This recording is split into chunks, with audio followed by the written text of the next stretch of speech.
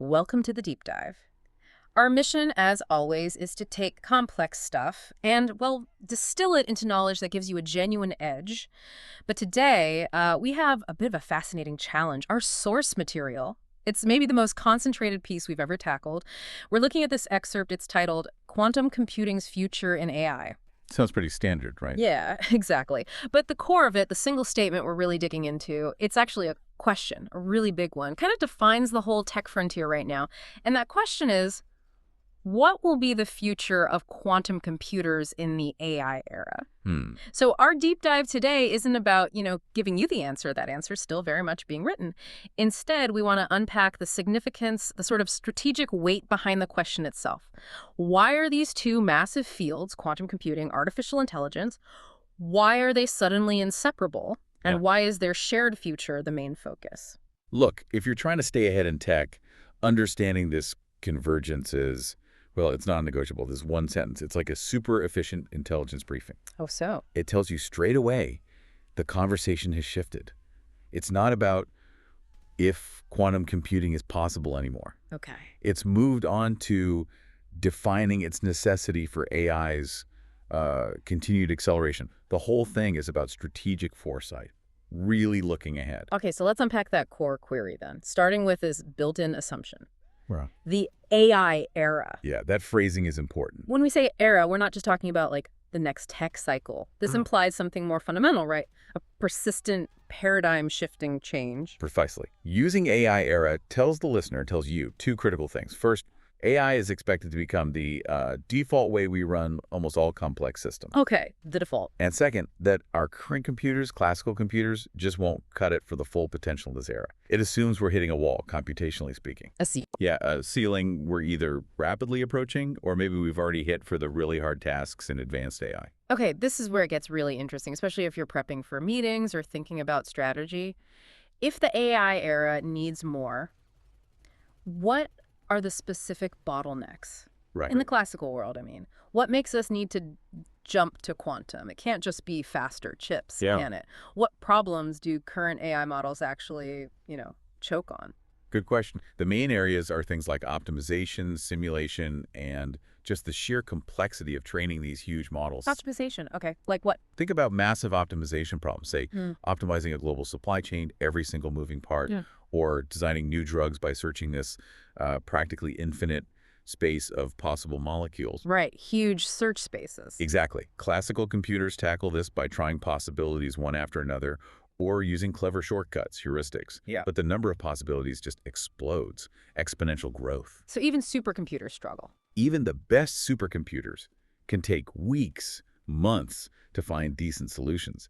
And often they have to settle for good enough, not truly optimal. The AI era, as envisioned, kind of demands optimal solutions instantly, at scale. That computational bottleneck, that's what forces the question in our source material. So the question basically implies that for AI to really deliver on its biggest promises, things like truly personalized medicine or general machine intelligence, maybe perfect climate modeling. Yeah, all the grand challenges. The amount of computation needed is already astronomical. Which brings us to the other half of the query. Quantum computing. What can it do that AI fundamentally needs? Right. The jump is necessary because quantum mechanics offers completely different ways to handle that exponential problem. We're talking about two key ideas mainly, superposition and entanglement. Superposition and entanglement, okay. Superposition lets a qubit, that's the quantum version of a bit, exist in multiple states at once, a sort of blend of 0 and 1 simultaneously. So it can explore many paths at once. Exactly. A quantum register with just a few hundred qubits can, in theory, explore a solution space larger than all the atoms in the universe, all at the same time. Wow. And then entanglement links these qubits together. Their fates are intertwined, creating this immense computational power when you use it correctly. So it's not just speed, it's a fundamentally different way of computing. Precisely.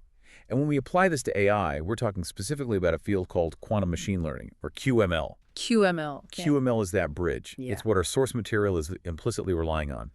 QML algorithms think quantum versions of things like support vector machines or even neural networks.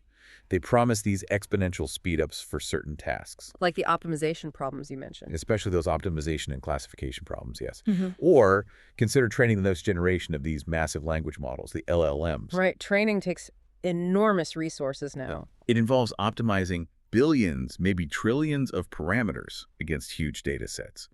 If we can use quantum techniques, like something called the Quantum Approximate Optimization Algorithm, QAOA for short, Wait. we could potentially find much more efficient ways to tune those parameters, making the training of really complex AI far more feasible, far more scalable. Okay. So that's the implicit promise the source material is banking on. Yes. And if we connect this back to you, the listener, this really highlights where investment, where maybe your own intellectual curiosity should be focused. Not just building better AI, but building AI algorithms specifically designed to use these unique quantum tricks. Exactly right. But hang on a second. Let's inject some realism here, especially for anyone familiar with the current state of quantum hardware. Yep. This whole talk of the future and the AI era relying on quantum, it sounds incredibly optimistic, doesn't it? I mean, current quantum computers are notoriously noisy, error-prone. They are in IceQ era systems. Right. NISQ, noisy intermediate scale quantum. They need extreme cold, isolation. Isn't it a bit premature, maybe even irresponsible, to assume this dependency when truly useful, fault-tolerant machines might be decades away? That's a crucial point, absolutely essential. And the focus on the future is inherently a long-term strategic bet. That's why the source frames it as a question, remember, not a statement of fact. Okay. But what's fascinating is that the people posing this question, the researchers, the strategic thinkers, they're already looking past the current noise and decoherence problems. They're anticipating. Yes, they fully acknowledge the limitations of today's NISQ machines, but their focus, it's on anticipatory algorithm development. Yeah. They're essentially saying, look, we know fault-tolerant hardware is coming eventually. Right. And when it does arrive, we need the software, the quantum algorithms, ready to go on day one to unlock that next stage of AI. That makes sense. So the question itself kind of forces that long-term view. The focus isn't really on what today's, say, 50-qubit system can do, Not primarily, no. but on the potential power of tomorrow's million-qubit fault-tolerant machines. Exactly. And this emphasis on the future means researchers are pouring effort into error correction codes, into making qubits more stable, and, crucially, into developing quantum algorithms that are robust enough to handle the inevitable leftover noise they'll still encounter. So the question drives the research. The very act of posing the question pushes the whole field forward. It ensures a constant drive to solve today's physics challenges specifically for the AI benefits of tomorrow.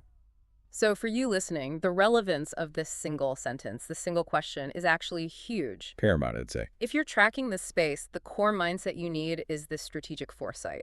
You've got technology advancing on two parallel tracks, but they're designed to converge. Right. AI keeps creating problems that are just too vast for classical computers. Hitting that complexity wall. And quantum computing is positioned as the theoretical answer to those exact kinds of problems. And if you look at the investment landscape, it perfectly mirrors this. Money isn't just going into making slightly better AI models on classical hardware. Where else is it going? It's pouring into the entire quantum stack. From the fundamental material science, how do we build stable qubits, all the way up to specialized quantum programming languages needed for QML. The whole ecosystem. The whole ecosystem. Yep. Because the moment those technical hurdles are cleared, the moment we get widespread fault tolerance, the field won't just sit around waiting for AI applications. They'll be ready. They'll already be conceptually written, tested in simulation. The AI era, in its fullest sense, is basically waiting for the computational engine that it seems only quantum mechanics can provide. So this whole deep dive, even though the source was just one sentence, It's a very potent it sentence. really boils down to this single powerful idea. The source gives us a perfect snapshot of where the most critical thinking in tech is happening right now. At that convergence point. Exactly. At the convergence of quantum and AI, driven entirely by the search for their shared ultimate future, it's a necessary conversation because classical computing is fundamentally hitting a wall that advanced AI just can't scale past otherwise. And that's why understanding the core questions driving a field is so valuable. It gives you the intellectual leverage. Yeah, leverage for what? To understand the motivation behind every major research paper, every new hardware announcement, every big VC funding round in this space. They're all in some way trying to answer that single question. How will quantum computers actually define the AI era? Okay, so the single vital takeaway we want you to walk away with is this. The defining question in modern high-tech research is how quantum computing will enable the full realization of the AI era. It's an admission, really. An admission that the sheer ambition of where we want AI to go demands computational power that literally defies classical physics. It's the ultimate handshake, isn't Yeah. it, between fundamental physics and applied computation? Yeah. Okay, so we've looked hard at the question of their future. Now, here's something for you to mull over, a final provocative thought. Mm. We talked about how quantum computing needs to accelerate AI. But what about the other way around? If quantum computing fundamentally changes AI, makes it vastly more powerful, Right. could that resulting advanced AI then turn around and accelerate the discovery and refinement of even better quantum architectures? Ah, interesting. Like AI designing quantum computers. Could a quantum-boosted AI rapidly find new materials for stable qubits?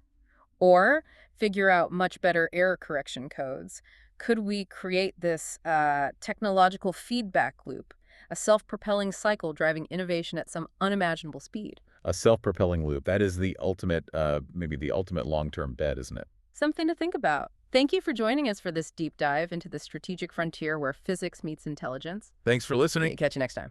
Like and follow Tech Expert for more.